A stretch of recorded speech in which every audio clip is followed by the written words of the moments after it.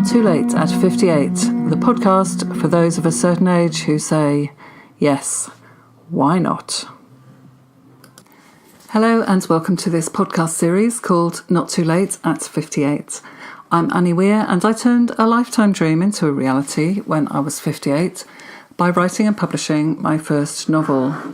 So I'm living proof that it is not too late at 58, hence the name and hence my new passion to help other people of a certain age to achieve their ambitions.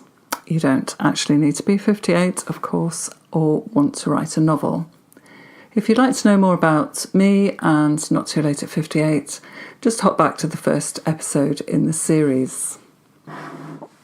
This episode is called Getting and Staying Motivated.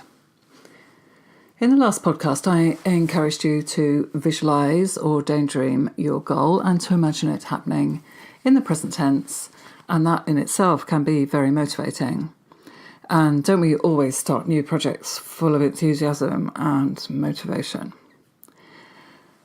It's a bit harder to sustain that enthusiasm and motivation over time, however, and especially if things don't go exactly according to plan. So motivation is such a big subject, and it is one that we go into much more deeply during the online courses and the weekend workshops. And in this podcast, we'll look at some ways to help you get motivated and stay motivated. And it is easier to maintain the momentum than to lose it and have to start again. So I'll mention some motivational techniques and theories that you can use. You may have already downloaded my free ebook on motivation. If not, please visit my website. You're very welcome to download it. One way I find to get and stay motivated is to be really clear about the extent to which I can shape what's going to happen in the future. So do you remember when we used a scaling diagram in podcast 5, which is the one about where are you now? So we could use a similar thing again. So draw the scale, draw a horizontal line across a piece of paper and number it from 1 at the left through to 10, marking off the numbers as you go.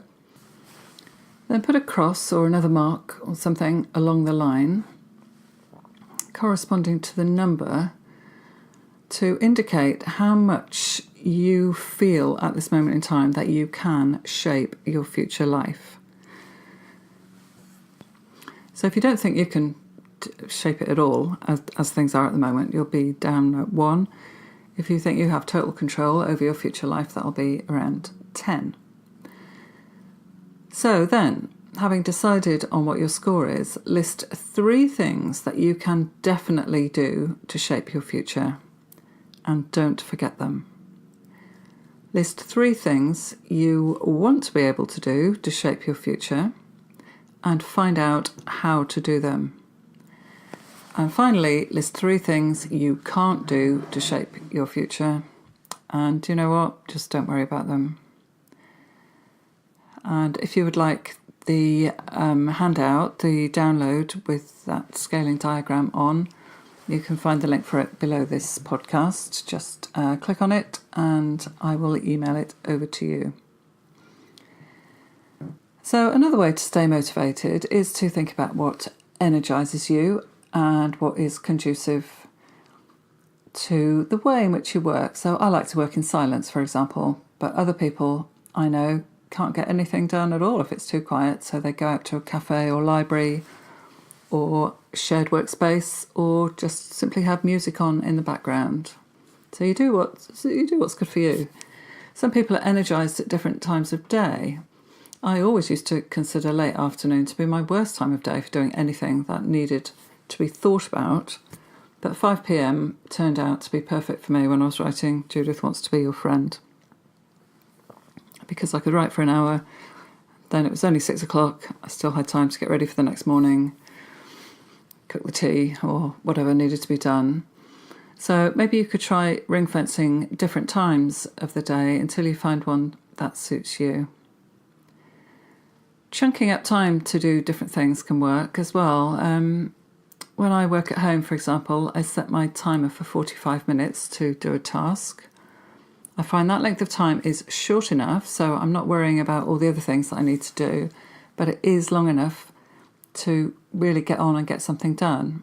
And then when the timer beeps, I may plan to move on to something else, but if I'm on a roll, I may just keep going. And small habits like that can move you along quite quickly.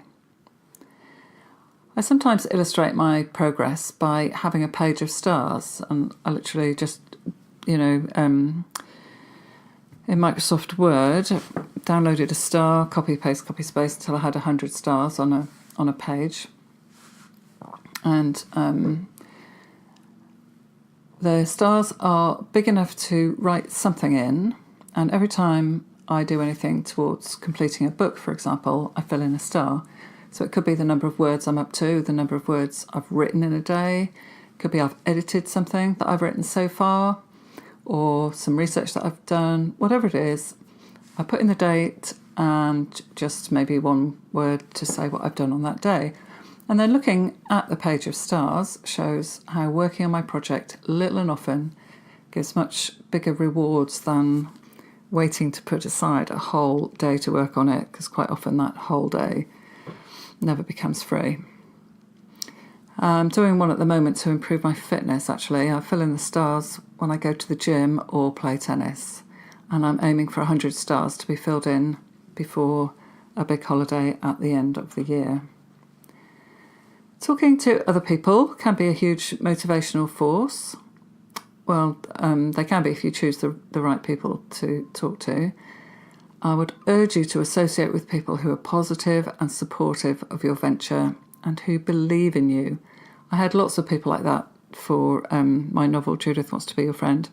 On the other hand, avoid people who think, your idea is a bit fanciful, and especially avoid people who are jealous of what you're trying to achieve.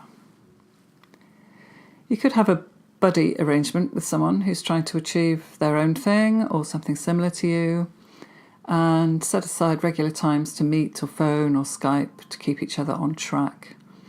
I have one for my writing projects and one for my business projects. And, we talk about families, our pets, our holiday plans, but the fact that we have committed to some actions is a motivator to get those actions done and to also have some progress to report. And at every meeting, whether it be a real meeting or a virtual meeting, we always put down our own action points of what we're going to achieve by next time we speak. And after the weekend workshops that we run, I do encourage people to pair up afterwards as success buddies to hold each other to account. You could get a mentor in the form of someone who's been there and done it, even if not exactly in the same way as you. And those of us who have been brave enough to follow our dream have all felt the fear at some point, and we've done it anyway, and we know what it feels like. So contact me if you'd like to be mentored by me. I'd be very happy to talk to you about that.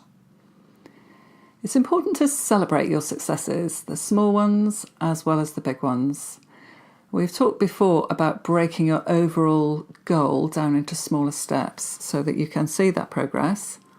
So whether you celebrate with family and friends, with your mentor, with your success group, success buddy, or those in a closed Facebook group, each one is a chance to reflect on what's gone well so far, what you'll change as you move on, and how much closer you are to actually realising your dream.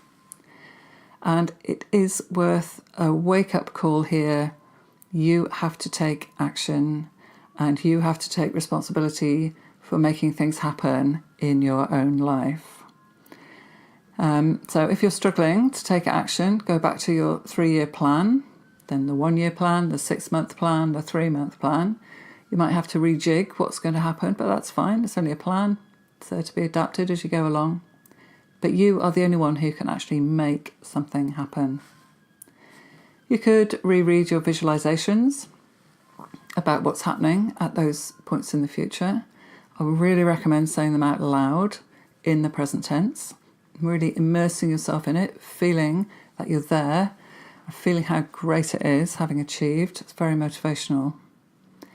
And you could go back to the scaling diagram that we talked about at the beginning of this podcast. Your statements about how much control you have over shaping your future. Has anything changed? Do you need to take, what do you need to take control of to make your dream happen? Is there anything you need to sacrifice to make it happen? And then do that thing that you've always wanted to do. So that's all for today. I'll say bye for now, and I'll see you next time. I'm going to, in the next podcast, which is the final one in the series, actually, I will share with you some examples of people I know who have achieved their dream, having achieved that certain age. We'll have a recap on what we've covered so far, and I'll tell you what's coming up next on the Not Too Late at 58 podcasts. So I'll say bye for now, and I'll see you next week. Goodbye.